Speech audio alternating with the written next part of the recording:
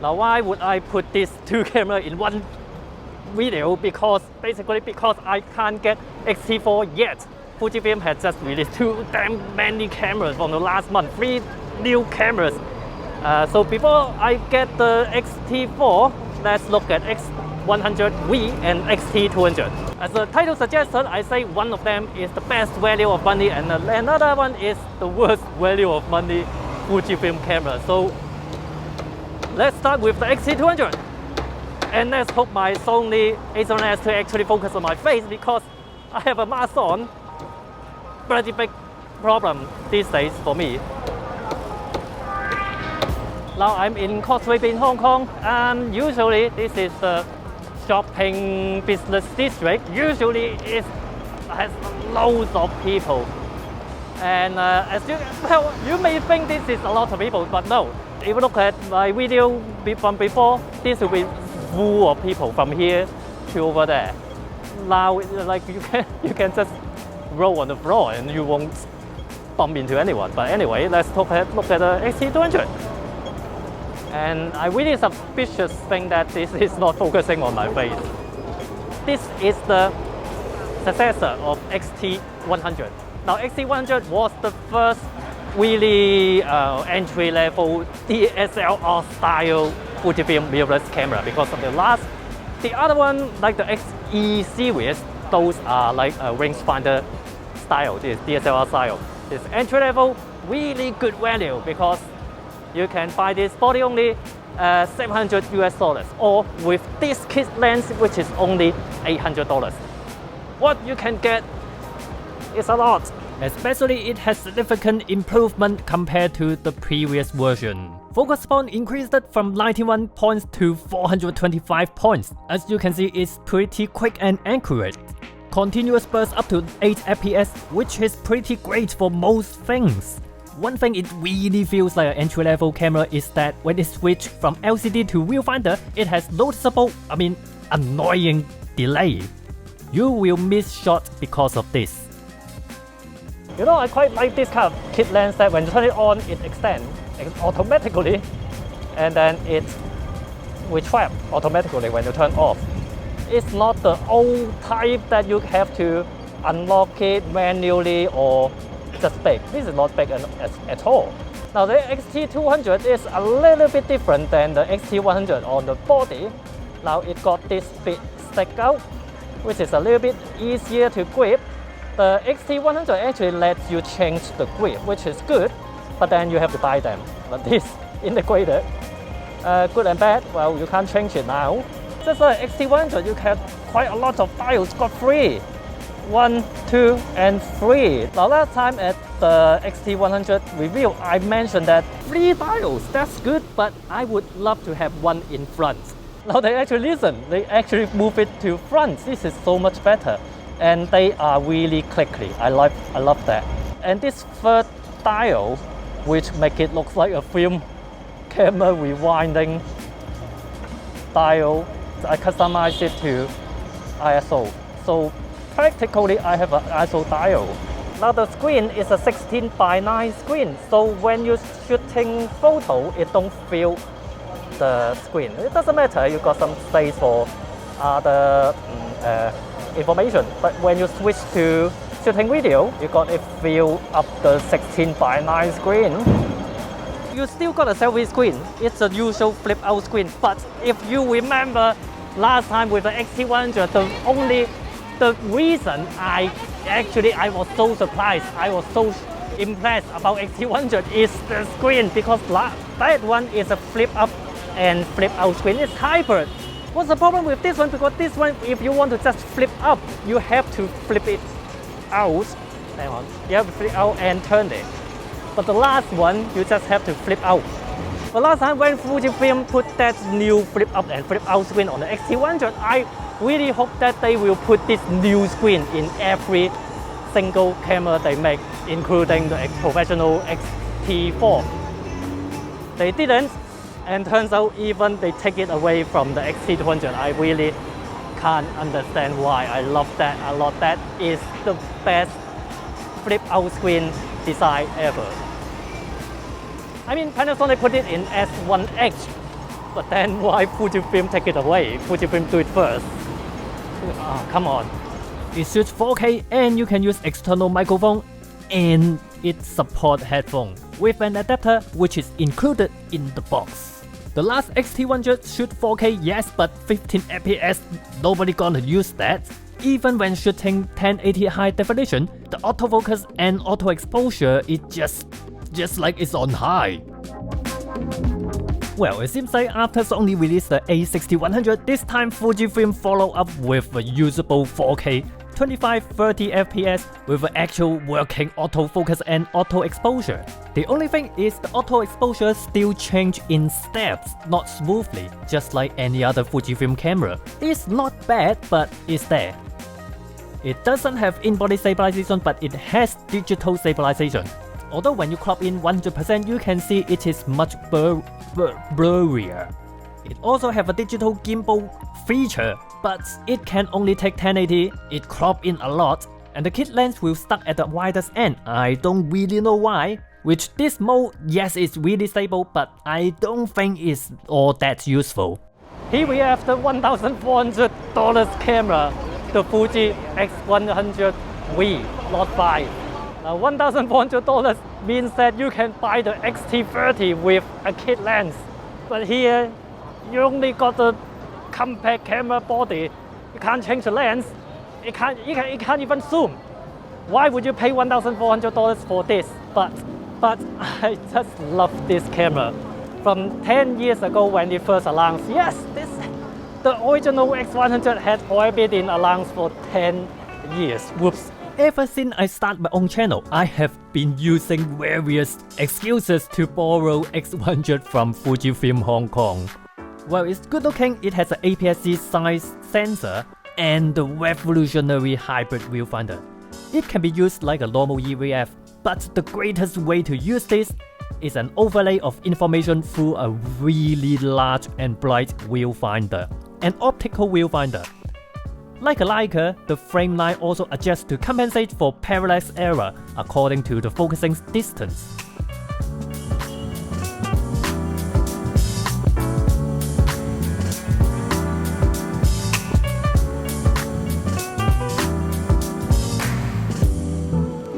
So what is it actually improved? It got more focus points. Last one it has 300 something focus points. I think it was 325. This one 425 AF points. And the burst rate is 11 FPS with mechanical shutter, which is actually quite good. Electronic shutter 20 FPS, or you can set it to 30 FPS if it crop in a little bit. 30 FPS with a camera like this. So the camera body itself, you may think there's not much different. Oh, there's a big difference because before that they used magnesium at the top and the bottom plate. Now it's aluminum. I don't know, is it because aluminum or did they change the surface finishing? It's just so nice this time. It feels more expensive. It feels more elegant.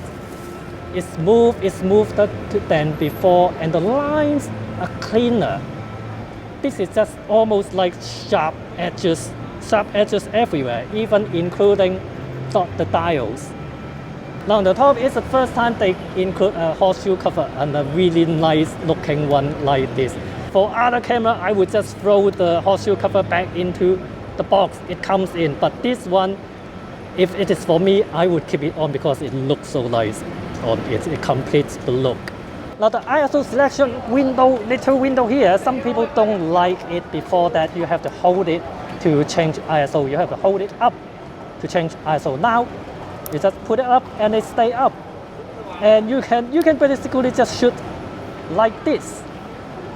It has slightly better grip as well. This bit is stick out, and then this bit stick out a bit more as well. So it kind of a little bit grippier than before, because before that all other X100 are actually quite hard to grip because it's not light and then it's just flat everywhere. It feels like you don't know where you should put your thumb. Now it got a better grip. Now the back, it don't have that 4 directional button anymore. One of the buttons is the drive button. They move it to here as well. But because it has an ISO dial on top, I don't think the 4 directional button is really that useful. The only thing is to change white balance. Now it still have the 2 dials, one in here and one in front, which I never use. I don't know for a camera like this, why do you still need this kind of dial, but there you go, you have it. You can set up to whatever you want as well. Now you may know that this is a tilt screen as well. They first add a tilt screen to X100. It tilts up, tilt down actually just a little bit, so it's more for tilt up waist level shooting. One thing really nice is that when you're not using it, or if you hate tilt screen, you can just never use it and it looks like it's just flush with the body. This looks really nice again. Of course, I mentioned it's pretty expensive, but the thing is, X100 is always about shooting experience. It's like buying a classic car. You don't buy it for it's comfortable or miles per gallon. You buy it for driving experience, just like this. Well, this is not classic, this is not old. Of course, firstly, you got all this style. I mean, I can keep everything in auto, or if I, for example, a lot of time when I shoot street photography, I would set shutter speed, for example, 250 of a second, and leave everything else as auto, and that's it.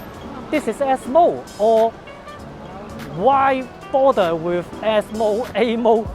You just put whatever you want it to auto, and you set whatever setting you want to whatever setting you want. Simple. A lot of time when I'm traveling, I would use this. I would turn this off. I would set the shutter speed that I want. Whenever I see something that I want to take a photo of, I can put it out, put it with my eye and snap it. It's just that quick. I always think this is more intuitive, more direct than any other viewfinder. Now, I always think viewfinder is better than the screen. Now, I do like to use the screen at the back because it's useful. Time you just put it out and take it from the angle. So you don't have to put your face to that angle that you want to take the photo. I'm not sure, do you feel like a lot of time when you want to take that exact composition, when you put up, use the LCD, it just look a little bit different, and then whenever you move, you can't get that composition, that exact composition that you want. But with a viewfinder, somehow it's just easier. You want that composition, you put it to your eye, and you got that. And even comparing this rangefinder to DSLR, it's still a little bit more real because you are just looking at through a window out there. Looking through a DSLR is like looking through a telescope or looking through a tunnel. Maybe because it got more glass when you look through DSLR. It got more glass, it got mirror, it got prism. But this, it's just a little bit, it's just 1 or 2 glass in front of you. And the reality, it's just more direct. One more new thing is that it can shoot 4K video. Before that, only take 1080. And there's a mic input, 2.5mm, so you better have a 2.5mm cable or adapter for your mic. For the first time, it shoots 4K, 25 or 30p, and it includes the really great eternal film simulation. This may be the first X100 you want to shoot video with, but you can see one big problem is that it doesn't have any image stabilization at all. There's a recording limit of 10 minutes for shooting 4K, so I don't think it's all that useful for shooting 4K, although you can also argue that nobody really would get an X100 for shooting video. So this is two recently released Fujifilm camera from Fujifilm. Probably the best value Fujifilm camera, the X-T200, and probably the worst value of money, X100 V. But it's not the point. The point about this camera is not about its professional. It's not about value of money. It's about shooting experience. I love this X100 since not this. I mean, I love X100 since the first one 10 years ago. It is probably the best photographer's toy, but it's nothing wrong with an expensive toy. Buying this is about, it is not about sensible. It's about the menu dials, it's about the optical viewfinder. Now before I end, I have to thank you everyone who support this channel on Patreon and on YouTube membership. You guys just help me keep on making YouTube videos, keep on doing things that I like. So if you think you want to help out, if you want to chip in, check out Patreon, check out the link to the Patreon in the description below, or check out the join button next to subscription button. Pick your perk and help out. Thank you so much.